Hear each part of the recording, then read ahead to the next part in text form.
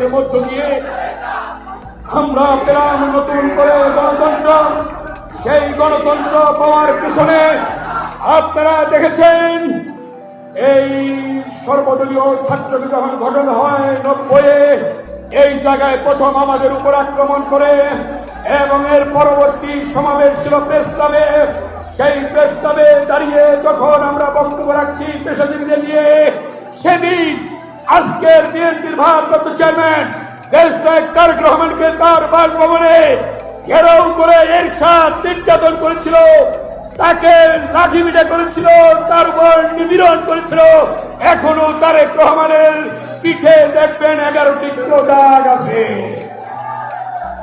তারেক রহমান সেদিনও কিন্তু আন্দোলনের কর্মসূচিতে অংশগ্রহণ করেছেন 90-এ।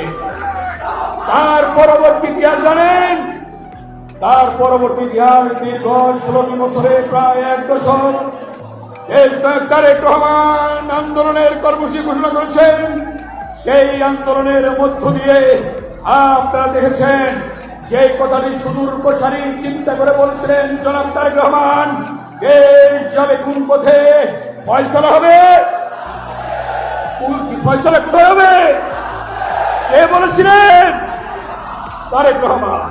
সেই ফয়সালা কিন্তু রাজপথে হয়ে